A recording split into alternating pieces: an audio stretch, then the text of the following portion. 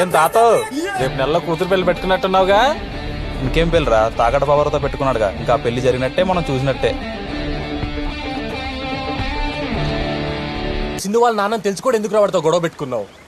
Bro, నువ్వు మనసులో ఏ బాధ పెట్టుకుని డెసిషన్ తీసుకుంటున్నావు నాకైతే అర్థం కావట్లేదు. ఇప్పుడు దీనికి వెళ్ళిన ఆయన ఏమంటాడో.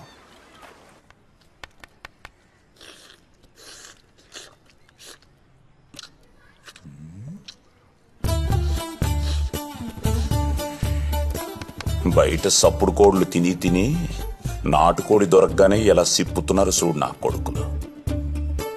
ఆళ్ళ తిండి మీద పడి ఏడుతావే, నువ్వు తింటావా? నాకొద్దులే, మీ అమ్మ కొడుకులే తినండి.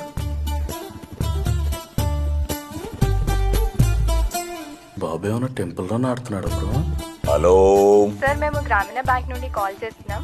మీరు ఆవులు కానీ గొర్రెలు కానీ పెట్టుకుంటామంటే మేము లోన్ ఇస్తాం సార్. ఈడ చాలా గొర్రెలు ఉన్నాయిలేమ్మా, మాకొద్దులే. ఏందో మంచి ముక్కలో నేను పెట్టిన పడితే. మీ నాయన ఏం చేస్తాడు? Father uncle. సరిగ్గా చెప్పించావు, ఇప్పటికే సవద్దు. Church father uncle. మీ ఫాదరు నిన్ను కాలేజీకి ఎందుకు పంపిస్తున్నాడు? చదువుకోవడానికి అంకుల్. మరి చదువుకోకుండా ఎందుకు అడక్క తింటున్నావు? అలా నోరేసుకుని అరుస్తావెందుకు? ఆయన అలాగే అంటాడు, మీరు తినండి రా. అమ్మా మహాతల్లి, కాసేపు ఆపు, మేం మాట్లాడుతున్నాగా. చదువుకోవాల్సిన టైంలో చదువుకోకపోతే ఇలాగే పెళ్ళాం చేత అనిపించుకోవాల్సి వస్తుంది. మీ చదివేదో మీరు ఏడవండి. మీరు వచ్చి ఆ కళ్యాణ మండపాన్ని ఉద్ధరించాల్సిన అవసరం ఏం లేదు, అది మేము చూసుకుంటాలే. అలా ఉద్ధరించే ఇక్కడ దాకా తీసుకొచ్చావు. రసం ఏమంటావా? వాడు నెత్తి మీద పోయి. నేను పోస్తానేంట్రా, తిను. మీ అమ్మ కొడుకుల మాటలు తప్ప ప్రపంచంలో ఎవడేం చెప్పినా మీకు నోట్లో పెట్టినట్టు ఉంటది. ఏంటి వేపాకే?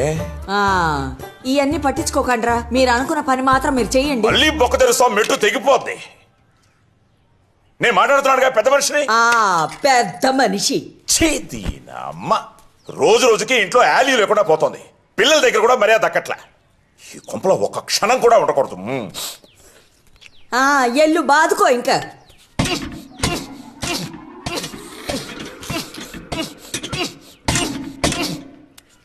ఆపమనరా నువ్వు నాకు.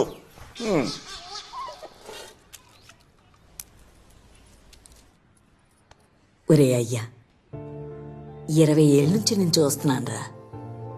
నువ్వు మీ తాత కన్నా ముండోడివి. ఏదన్నా అనుకున్నావు అనుకో, ఆ పని అయ్యేదాకా నిద్రపో. ఇదిగో, ఈ రోజు నుంచి ఈ కళ్యాణ మండపం నీది. ఏ అయ్యా?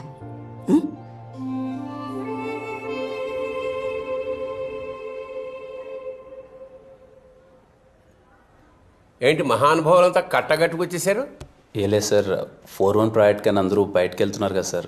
మేము కూడా ఇక్కడ ఒక ప్రాజెక్ట్ టేకప్ చేద్దాం అనుకుంటున్నాం సార్.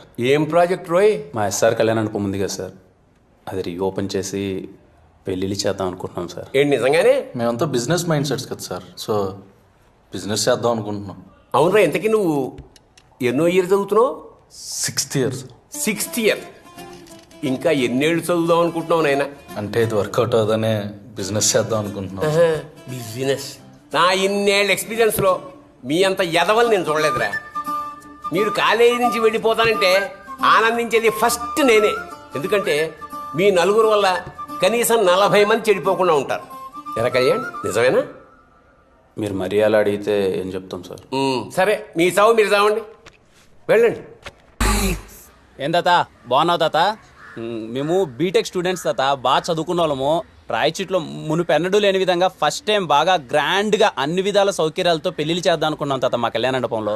అదే ఆ అక్క పెళ్లి ఉందని విన్నాము.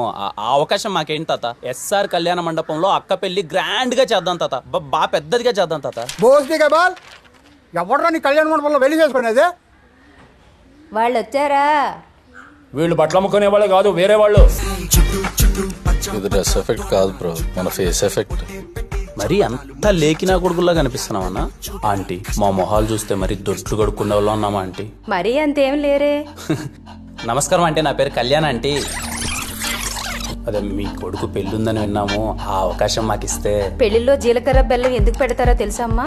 జీలకర్ర బెల్లం బెల్లం. మీకు పెళ్లి చేసుకునే వయసు వచ్చింది కానీ పెళ్లి చేసే అనుభవం ఇంకా రాలేదు. ముందు పెళ్లి ఎలా చేయాలో తెలుసుకోండి, పోండి.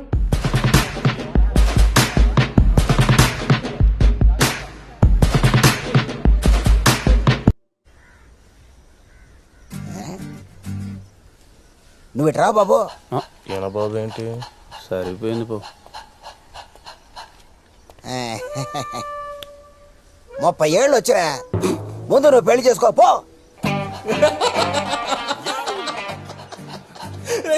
ఈయన బాబు ఏంటి? నువ్వు అంత సీరియస్గా చూడకు, ఇంకా నవ్వు వస్తుంది.